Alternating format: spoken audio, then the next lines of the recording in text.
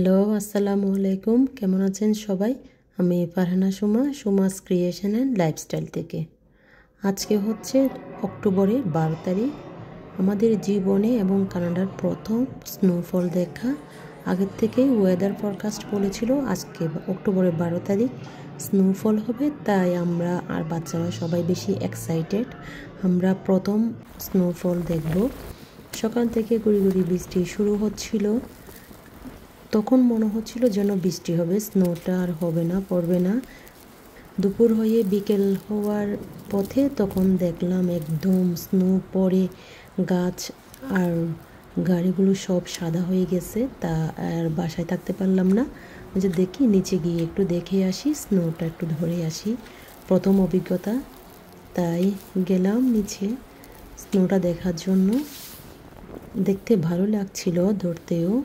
যখন বাসায় এসে বসলাম তখন একদম হাত প্রচণ্ড ব্যথা করছিল, যেহেতু আমি হাতে গ্লাভস পরি নাই, খালি হাতে বরফগুলো ধরেছি। তাই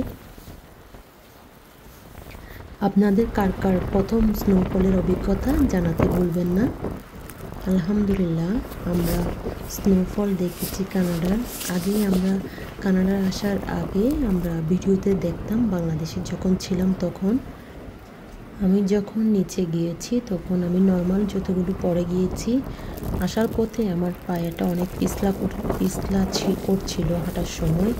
সবাই আপনারা স্নোবোর্ড পরে যাবেন, নাহলে আপনাদের অনেকের হওয়ার সম্ভাবনা থাকবে। প্রথমবার যখন স্নো পড়ে তখন রাস্তাঘাট সব জায়গায় পিছলা থাকে, তাই একটু কেয়ারফুলি চড়তে হয়।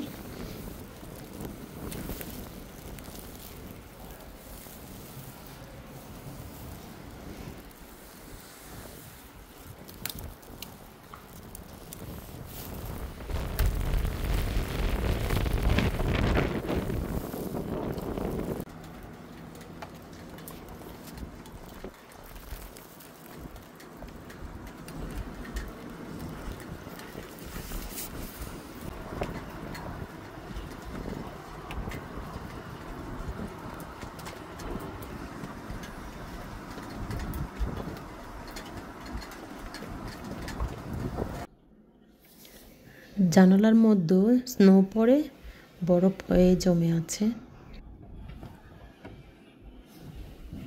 ভিডিওটি কেমন লেগেছে জানাতে ভুলবেন না। যদি ভালো লেগে থাকে প্লিজ একটা লাইক দিতে পারেন, চাইলে শেয়ার করতে পারেন। যারা অলরেডি কাজটি করে ফেলেছেন আপনাদের অসংখ্য ধন্যবাদ।